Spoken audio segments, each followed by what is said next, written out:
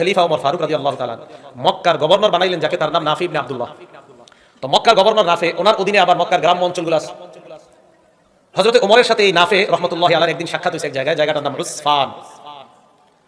উসফান নামক জায়গায় হযরত ওমরের সাথে নাফের দেখা হওয়ার পর নাফেকে হযরত ওমর প্রশ্ন করলেন, মান ইস্তাখলাফতা আলা আহলিল ওয়াদি, মক্কা গ্রাম্য অঞ্চলের গভর্নর তুমি কাকে বানিয়েছো, শাসক তুমি কাকে বানাইছো? হযরতে ওমর মক্কার শাসককে প্রশ্ন করে, মক্কার আশেপাশের গ্রাম্য অঞ্চলের শাসক তুমি কাকে বানাইলা? এটুকু বুঝা আসছে আপনাদের?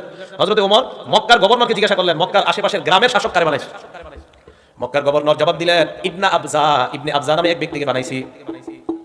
ওমর ফারুক পাল্টা প্রশ্ন করলেন, মান ইবনে আবজা আবার কে? এই কথা শোনার পর মক্কার গভর্নর জবাব দিলেন, হুয়া রাজুলুম মিন মাওয়ালিনা, ইবনে আবজা হলো আমাদের একজন মুক্ত গোলাম, আমরা তাকে গোলাম হিসাবে রাখছিলাম, আমরা তাকে আজাদ করে দিছি, এমন একজন গোলামকে আমরা গ্রাম্য অঞ্চলের শাসক বানাইলাম। হযরতে ওমর কয়, একজন গোলামকে শাসক বানাইলা? ওমরের উদ্দেশ্যই নয় গোলাম একজন নিম্ন স্তরের মানুষ, এটা বলা উদ্দেশ্য না। হযরতে ওমরের উদ্দেশ্য হলো একজন গোলামকে শাসক বানাইলা, লেখাপড়া জানে কিনা? লেখাপড়া জানে ওয়ালা কোনো মানুষকে শাসক বানাইলে ভালো, লেখাপড়া যে জানে না তাকে শাসক বানাইলে তো সমস্যা। এই কথা বলার পর মক্কার গভর্নর জবাব দেয়, আমিরুল মুমিনিন, তাকে আমি গ্রাম্য অঞ্চলের শাসক বানিয়েছি তিনটা কারণে, তার মধ্যে তিনটা গুণ আছে, এই তিন গুণের কারণে তাকে শাসক বানায়া দিলাম।